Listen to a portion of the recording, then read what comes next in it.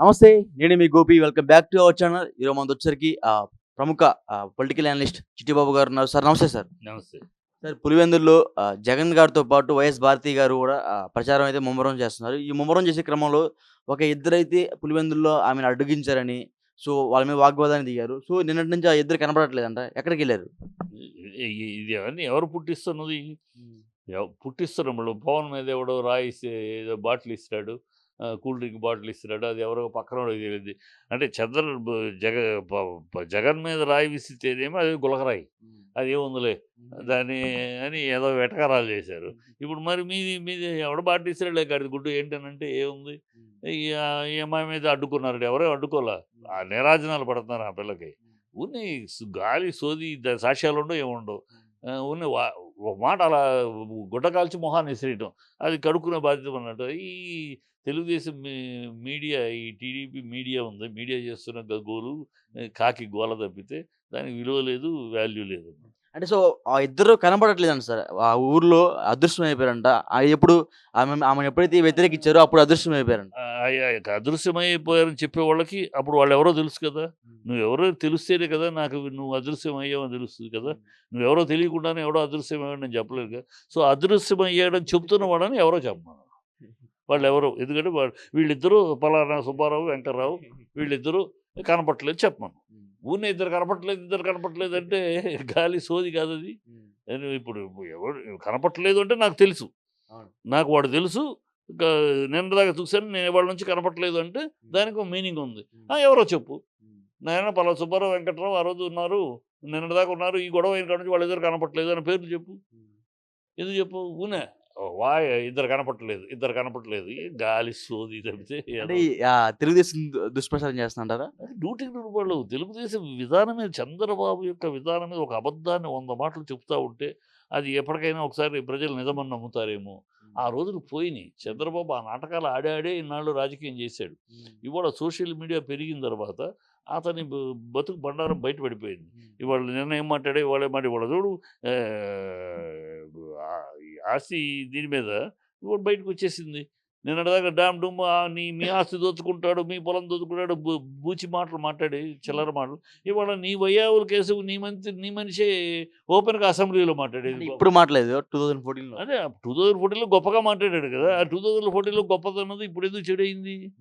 ఎందుకు చెడైందని కేంద్ర ప్రభుత్వం, ఇది పాలసీ, కేంద్ర ప్రభుత్వం తీసుకున్న పాలసీ. బీజేపీని అడుగు, కేంద్ర ప్రభుత్వం తీసుకున్న పాలసీ ఇలాగ మొత్తం డిజిటలైజ్ చేయాలి. ఎప్పుడో పాతకాలం ఆనాడు ఎప్పుడు పెట్టింది పేపర్లు, డాక్యుమెంట్లు, ఓనర్ ఎవడో, ఒరిజినల్ ఎవడో, ఇంకెవడో కూడా తెలియని పరిస్థితులు చాలా ఉన్నాయి. సో అవన్నీ డిజిటలైజ్ చేసి సెక్యూర్ చేస్తే, సో ఎవడి ఆస్తి వాడికి పత్రాలు ఇచ్చేస్తే వాడికి తరతరాలు ఇబ్బంది లేకుండా ఉంటుంది. ఎప్పుడు ఇది ఇంగ్లీష్. అంటే ఆ పత్రాల మీద జగన్ ఫోటోలు ఉన్నాయంట, దానికి మీరేం చెప్తారు? ఎవరు చెప్పారు ఫోటోలు ఉన్నాయి? చూపిమంటారా నన్ను? చూపి. ఫోటోలు ఎక్కడ ఉన్నాయి? ఫోటోలు ఎందుకుంటే గవర్నమెంట్ మీద ఉంటే ఫోటోలు ఉంటే ముఖ్యమంత్రిగా ఉంటాయి. ప్రతి ఒక్క ఆస్తి పేపర్ల మీద జగన్ గారు, అదేవిధంగా వాళ్ళ పార్టీ సంబంధించిన ఏదైతే రౌండ్ సర్కిల్ ఒకటి ఉందో నవరత్నాలకు సంబంధించింది, ఆయన ఫేస్ ముద్రతో కలిగి పత్రాలు చాలా ఉన్నాయి. పత్రం అనేది సీఎం నేషనల్ లెవెల్లో వచ్చేటప్పుడు పిఎం అక్కడ జగన్ కాదు, మోడీ కాదు, వాళ్ళ సొంత ఆస్తి మీద జగన్ మొహాలింది. ప్రభుత్వం ఇచ్చే అధికారిక పత్రం అది. ప్రభుత్వం ఇచ్చే అధికారి వాళ్ళ ఆస్తిగా, నీ ఆస్తి నీకు అని పత్రం ఇస్తుంది, నీది అని డాక్యుమెంట్ ఇస్తుంది. దాని మీద ఇచ్చే దాంట్లో బ్యాక్గ్రౌండ్ వెనక జగన్ ఫోటో ఎందుకు? జగన్ కాదు, అక్కడ ముఖ్యమంత్రి, ఈ రాష్ట్ర ముఖ్యమంత్రి జగనే కదా, చంద్రబాబు కాదుగా ముఖ్యమంత్రి. చంద్రబాబు ఫోటో ఇవ్వడానికి ముఖ్యమంత్రి ఫోటో ఉంటుంది. తమిళనాడులో కరుణానిధి గారి స్టాలిన్ ఫోటో ఉంటుంది. సిద్ధరామయ్య ఫోటో కర్ణాటకలో ఉంటుంది. గవర్నమెంట్ తరఫున ఏం పని చేసినా government that photo resembles government, not individual. ఇక్కడ జగన్ అనే వ్యక్తి కాదు, అక్కడ రాష్ట్ర ముఖ్యమంత్రి సింబల్. అది రాష్ట్ర ముఖ్యమంత్రి ఇవ్వటంలో అది అథారిటీ. ముఖ్యమంత్రి ఫేస్ చేస్తే ఏం కాదు సార్, బ్యాక్గ్రౌండ్ వాళ్ళ పార్టీ సంబంధించిన నవరత్నాల పథకాలు మొత్తం వేస్తున్నారు. ఏం వేయట్లేదు, అవి పిచ్చి అబద్ధాలు. కాంగ్రెస్ వీళ్ళు, బీజేపీ వాళ్ళు, ఇది తెలుగుదేశంలో పుట్టిస్తే ప్రకారం only symbol government of AP ఆయన ఫోటో ఉంటుంది. అంతే తప్పితే ఈ నవరత్నాలు అవి వేరు. నవరత్నాలు వేసేది వాళ్ళ ప్రాపకాండాగా వేసుకునేవి. అవి వేయరు. ఏ ప్రభుత్వం వేయరు. ఏ స్టేట్‌లో అయినా తెలిసి తెలియకుండా ఏదో ప్రజలకి మోసం చేయాలని చంద్రబాబు మాట్లాడే ప్రతి మాట, వాళ్ళ ఛానల్స్ మాట్లాడే ప్రతి చిల్లరతనం. ఈ దరిద్రం ఈ ఎన్నికలతోటి చంద్రబాబు లాంటి దరిద్రుడు రాజకీయ ఉన్మాది ఈ రాష్ట్రం నుంచి వెళ్ళిపోతాడు.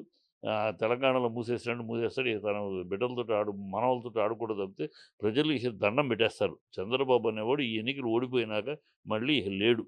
రాష్ట్రానికి పట్టే దుర్గతి చంద్రబాబు అనేవాడు రాజకీయాల్లో ఎంటర్ అయినాకే మన ఆంధ్ర రాష్ట్ర రాజకీయాలు రోజుకి నీచంగా ఏ రాష్ట్రంలో లేని దరిద్రంగా తయారైంది. చంద్రబాబు రాజకీయమే అంత.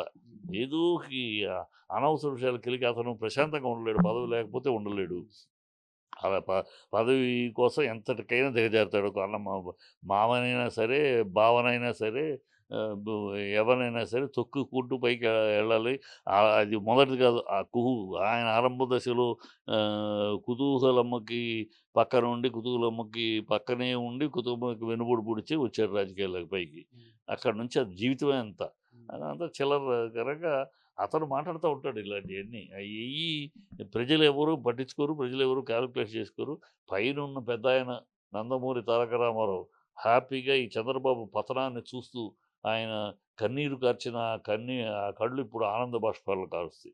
ఈ చంద్రబాబు యొక్క పతనాన్ని ఆయన చూస్తున్నాడు ఈ రోజులకి. ఎందుకంటే అలిపిరిలో చంద్రబాబును బతికిచ్చింది వెంకటేశ్వర స్వామి ఎందుకు బతికిచ్చాడంటే, నాయనా చంద్రబాబు ఇక్కడ అలిపిరిలో నువ్వు చచ్చిపోతే నా పాదాల చెంత చచ్చిపోయావని నువ్వు చరిత్ర కీర్తిస్తుంది. నీకు అంత సీన్ లేదు. నా ప్రియుడైన రామారావుని నువ్వు అవమానపరిచి, హేళన చేసి, ఆయన చెప్పులు విసిరి, ఆయన కంట తడిపెట్టించి, ఆయన గుండెని గాయపరిచి, ఆయన వేదనకు గురి చేసే నువ్వు అంతకు 10 రెట్లు అవమానపడి, ఇవన్నీ వాళ్ళ కొడుకులు తెలియదంటారా? అవమానపడి, భంగపడి, ప్రజల చేత తిరస్కరించబడి, అసహించుకోబడి, తరిమి కొట్టబడి, కుళ్ళి కృషించి చరిత్రహీనుడుగా నువ్వు చావాలి. సార్ అదే కాదనట్ల. ఇవన్నీ వాళ్ళ కొడుకులకి, వాళ్ళ కూతుర్లకి తెలియదంటారా? అదేగా చంద్రబాబు చాకచక్యం. కుటుంబాన్ని చీల్చడం ఎట్లా, ఆ కుటుంబాన్ని మొత్తం కుటుంబంలో లేని బాధ మీకెందుకు? కుటుంబంలో లేని బాధ అంటే వాళ్ళ కుటుంబం రామారావు గారు వాళ్ళ కుటుంబానికి పరిమితం కాదు. రామారావు అనే వ్యక్తి ప్రతి తెలుగువాడి గుండెకి ఆత్మబంధువు ఆయన. ఆయనతోటి పనిచేశాను, ఆయనతోటి తిరిగాను. అనేక సినిమాలు మా నాన్నగారు ఆయనకి రాయటం, వాళ్ళిద్దరు బాల్యమిత్రులు. నాకు ఆనాటికి ఉన్న ఆయన ఏనాడు రామారావు గారు పిలిచారు కానీ పెదనాన్ననే పిలిచారు కానీ పిలిచేవాడిని. ఆయనకి నాకు ఉన్న బంధం ఉంది. మా కుటుంబానికి ఆయనకి బంధం ఉంది. ఆయన ఆ కుటుంబానికి పరిమితం కాదు. రామారావు గారు అనేవాడు ప్రతి తెలుగువాడి గుండె చప్పుడు ఆయన. ప్రతి తెలుగువాడి ఆత్మాభిమానానికి ప్రతీక ఆయన. తెలుగువాడి కీర్తిని ప్రపంచవ్యాప్తంగా చాటి చెప్పిన మహనీయుడు ఆయన. వాళ్ళకి పరిమితి ఉంది. ఆయనకి చంద్రబాబు లాంటి ఒక దౌర్భాగ్యుడు ఔరంగజేబు తెలుగువాడి పరువు తీశాడు. ఆయన తెలుగువాడి గౌరవాన్ని, ప్రతిష్టని ఆకాశానికి గగన శిఖరాన్ని నిలబెడితే, ఈ చంద్రబాబు తెలుగువాళ్ళల్లో ఔరంగజేబు లాంటి హీనులు ఉంటారా, ఔరంగజేబు లాంటి దౌర్భాగ్యులు ఉంటారా అని తెలుగువాడి పరువు తీశాడు చంద్రబాబు. సో ఇంకోటి సార్, జగన్ గారు అయితే నేషనల్ మీడియాకి అయితే ఇంటర్వ్యూ ఇస్తున్నారు కానీ మన స్టేట్ మీడియాకి, 2 తెలుగు రాష్ట్రాలు తెలుగు మీడియాకి ఎందుకు ఇంటర్వ్యూ ఇవ్వట్లేదు అంటే భయపడుతున్నారా? ఎందుకు భయపడతాడు? ఆ దమ్ముండి వీళ్ళని అడగమను. ఆంధ్రజ్యోతిని అడగమనండి ఇంటర్వ్యూ, ఈనాడుని అడగమనండి ఇంటర్వ్యూ, TV5ని అడగమనండి ఇంటర్వ్యూ, మహా న్యూస్ని అడగమనండి ఇంటర్వ్యూ. వీళ్ళకి అడిగే దమ్ము లేదు. వీళ్ళకి ఇస్తే మళ్ళీ ఆయనకి ఉన్న పాపులారిటీ మించి ఎక్కడ పాపులారిటీ వెళ్ళిపోతుందో. నిజాలు అడుగుతాడు, నిజాలు చెప్తాడు, నిజాలు ప్రశ్నిస్తాడు. వీళ్ళకి దమ్ములు లేవు. వీళ్ళకి దమ్ములు లేకుండా వాళ్ళెవరిని అనటం ఎందుకు? మీకు దమ్ముంటే మీ ఛానల్స్ ఉన్నాయి కదా, రోజు అదే కదా మీ పని, రోజు బురజాలటమే కదా మీ ఛానల్స్. ఇంటర్వ్యూ అడగండి. అడిగి లేదన్నాడా? ఆయనకేం ఎందుకు ధైర్యం ఉన్నాడు కనుకే నాకు నా ప్రభుత్వం ద్వారా మీకు లబ్ధి చేకూరితే నాకు ఓటేయండి, లేకపోతే వేయకండి అని ధైర్యంగా చెప్తున్నాడు. ధైర్యం ఉన్నాడు కనుకే.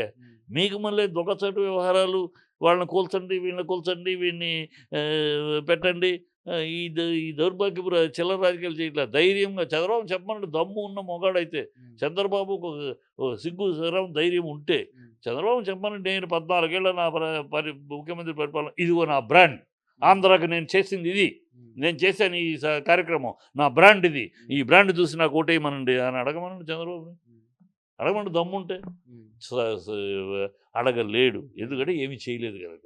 వీళ్ళ ముగ్గురు కలిపి 2014లో ఇచ్చిన దీంట్లో మేనిఫెస్టోలో ఒక్కటి అమలు చేయలేదు. బాబు వస్తే జాబ్ అన్నాడు లేదు. అన్నీ యూటర్న్లే. మొన్నటిదాకా జగన్ ఉద్యోగాలు లేవన్నాడు. మళ్ళీ మొన్న వాలంటీర్ల విషయం వచ్చేటప్పటికి వాళ్ళే 1,60,000 ఉద్యోగులు ఉన్నారు, కొత్తగా అపాయింట్ చేయబడిన 1,60,000 ఉద్యోగులు ఉన్నారు సచివాలయాల్లో అన్నారు. నిన్నదాకా అసలు ఉద్యోగాలు వచ్చి ఎక్కడ ఇచ్చారు అని అన్నారు.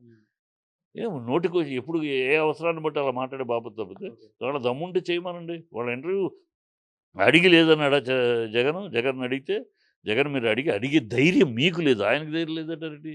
అడిగే దమ్ము మీకు లేదు. మాకు ఇంటర్వ్యూ ఇవ్వండని. అడిగే దమ్ము మీకు లేదు. ఎందుకంటే అతను ప్రజలతోటి ఇంటర్వ్యూ ఉన్నాడు. ప్రజలకి ఇస్తున్నాడు రోజు ఇంటర్వ్యూ. మీరేమో మీడియాకి ఇచ్చుకుంటున్నారు. మీకు మీ మీ మీ ఎంతసేపు ఏ కుతంత్రం చేద్దాం, ఈరోజు ఏ బురద జల్లుదాం, రేపు ఏ బురద జల్లుదాం, బురద జల్లుకుంటూ పోవటమే తప్పితే, ఇదిగో నేను ఇది చేయగలను, నేను ఇది చేస్తాను, మమ్మల్ని గెలిపిస్తే ఇది చేస్తాము అని పాజిటివ్‌గా ఓట్లు అడిగే దమ్ము, ధైర్యం లేదు. అతను ఓడించండి. రాష్ట్రం పతనం అయిపోయింది. ఏం పతనం అయింది చెప్పమనండి ఒక్కడిని. నోటి పడికట్టు పదాలు వాడటం వేరు. డెవలప్‌మెంట్ ఆగిపోయింది. ఏమి డెవలప్‌మెంట్ అంటే ఏంటి? ఈ విద్య డెవలప్‌మెంట్ కాదా? వైద్యం డెవలప్‌మెంట్ కాదా? పోర్టు అక్కడ నుంచి మొత్తం వైజాగ్ నుంచి బందర్ దాకా మొత్తం పోర్టులన్నీ నిర్మాణం జరుగుతున్నాయి. నెల్లూరు గోపాలపట్నం రేవు కూడా రెడీ అవుతుంది. ఇయన్నీ డెవలప్‌మెంట్ కాదా? ఈ రేవులన్నీ డెవలప్ అయితే ఎన్ని ఉద్యోగాలొస్తాయి? ఎంత బిజినెస్ వాణిజ్యం పెరుగుతుంది? ఇయన్నీ కావా?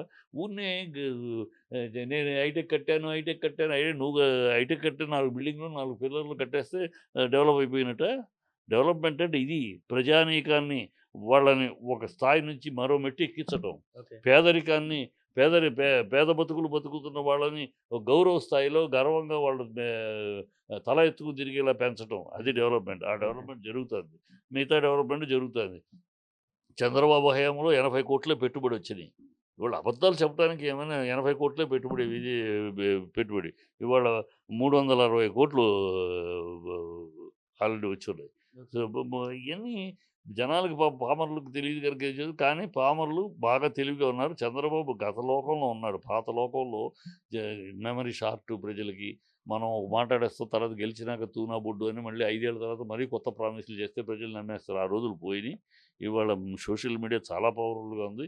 నీ ప్రతి ఎత్తు దాని వెనకాల ఉన్న చెత్త ఆలోచనలు అన్నీ కూడా బయట పెడుతున్నారు. కనుక ఈ కూటమి అనేది ఒక పరమ చెత్త కూటమి. ఒక రీతి లేని కూటమి.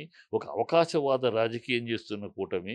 ఒకళ్ళనొకళ్ళు ఊసుకున్నారు, తిట్టుకున్నారు, చీచీ అన్నారు, ఉమ్మూసుకుంటాం తప్పితే అంత దూరం వెళ్ళిపోయారు. అంత దూరం ఒకళ్ళనొకళ్ళు తిట్టుకుని మళ్ళీ మొహం పెట్టుకుని ఏ అవసరం కోసమని చేతులు కలిపారు. రాష్ట్రాభివృద్ధి కోసం అంటాడు చంద్రబాబు సిగ్గు, శర లేకుండా.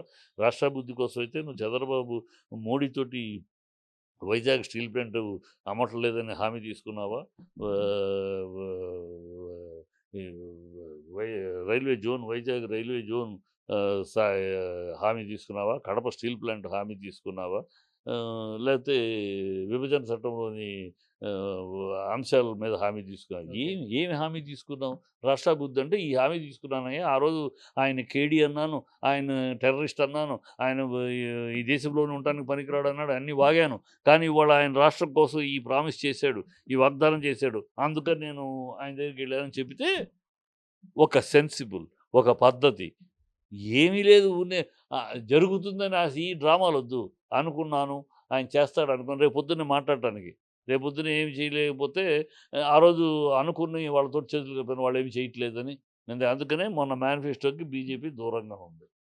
నాయనా నీ దౌర్భాగ్యపు ఆలోచనతోటి ఏదో పవన్ కళ్యాణ్ అది ఈ అమ్మాయి పునరుద్ధేశ్వరి తప్పుదారి పట్టించింది మమ్మల్ని. ఏదో ఇక్కడ కార్యకర్తలు కూడా హ్యాపీగా ఉన్నారని అన్ని పచ్చి అబద్ధాలు తేలిపోయి కార్యకర్తలు, బీజేపీ కార్యకర్త ఎవడు కూడా తెలుగుదేశానికి ఓటేయడానికి సిద్ధంగా లేడు. అలాంటి పార్టీని ఈ అమ్మాయి తప్పుదారి పట్టించింది. కనుక ఇంతటితో చాలు, నీతోటి ఉన్నాం అంతే తప్పితే నీ దుర్మార్గాలు మాకు అంటగట్టద్దు. మాకు ఈ దీనికి సంబంధం లేదు. అందుకని ఆ మేనిఫెస్టోని పుచ్చుకోవటానికి కూడా సిద్ధార్థ ఆయన తరపున బీజేపీ తరపున వేదిక వచ్చిన ఆయన పురంధేశ్వరాలు ఆయన వచ్చాడు పుట్టుకుంటానికి కూడా అలర్జీ ఫీల్ అయ్యాడు. వద్దు వద్దు అని తోసేయమన్నారు. అది వీళ్ళ పరిస్థితి. ఈ దౌర్భాగ్యపు రాజకీయం చేస్తున్నారు. అది ఈ జూన్ 4 తర్వాత ఆంధ్ర రాష్ట్రానికి పట్టబోయే ఒక మంచి సుదినం. సో ఎందుకంటే ఈ చంద్రబాబు లాంటి దుష్ట రాజకీయ నాయకుడు రాష్ట్రానికి దూరం అవుతాడు. ఈ ఆవేశం తప్పితే ఆలోచన లేని, ఏ విచక్షణ లేని, ఏం మాట్లాడుతున్నామో, ఓ నాయకుడిగా మాట్లాడుతున్నామా, ఒక సినిమా ఆర్టిస్ట్‌గా మాట్లాడుతున్నామా కూడా తేడా తెలియకుండా రాజకీయం చేస్తున్న పవన్ కళ్యాణ్‌ని సినిమా ఫీల్డ్‌కి పరిమితం చేస్తారు. ఇక్కడ పంపించేసినా ఇక ఆయన సినిమా ఫీల్డ్‌లో Pawan Kalyan yes. One of the leading hero.